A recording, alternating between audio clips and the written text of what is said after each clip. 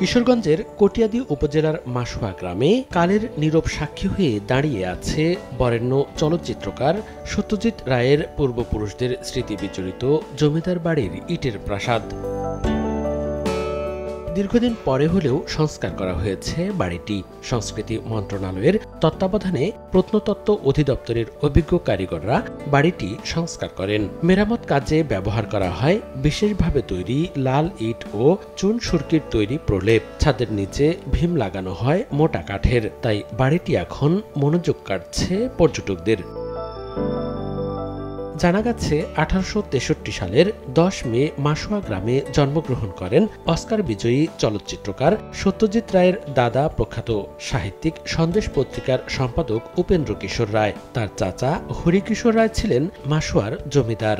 বরেণ্য শিশু সাহিত্যিক ও ছড়াকার সুকুমার রায় ছিলেন সত্যজিৎ রায়ের বাবা। এই বাড়িকে ঘিরে সত্যজিৎ রায় ও তার পূর্বপুরুষদের অনেক স্মৃতি। দীর্ঘদিন ধরে জমিদার বাড়িটি সংস্কারের দাবি ছিল। অবশেষে মূল অবকাঠামো ঠিক রেখে এটিকে আরও আকর্ষণীয় করে গড়ে তোলা হয়েছে।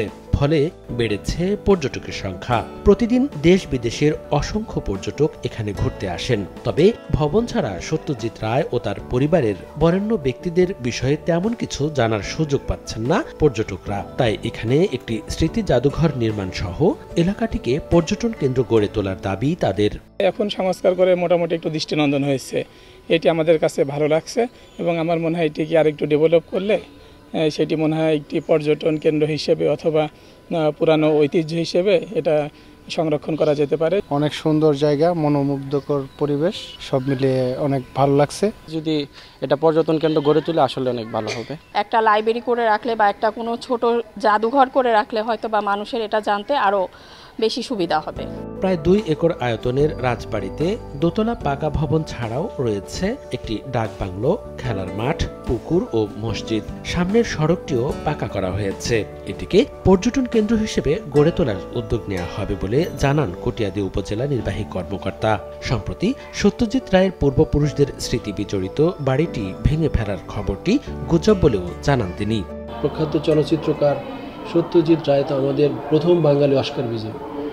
সেই তার মূল্যায়ন রেখে যথাযথভাবে আমরা উপজেলা প্রশাসন কর্তৃক এটার সংরক্ষণ করা হচ্ছে। এখানে পর্যটকদের জন্য আমরা ভবিষ্যতে আরও প্ল্যান আছে যাতে এখানে পর্যটকদের আমরা আকৃষ্ট করতে পারি। কয়েকদিন আগে যে সত্যজিৎ রায়ের পৈতৃক নিবাস ভাঙ্গা নিয়ে যে গুজবটা ছড়িয়েছিল, আমরা উপজেলা প্রশাসন কর্তৃক সেখানে তদারকির ব্যবস্থা আছে এবং নিরাপদভাবে সেটা রাখা আছে।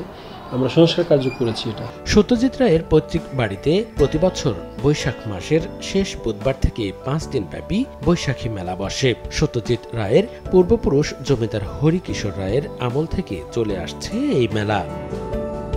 সময় সংবাদ, কিশোরগঞ্জ।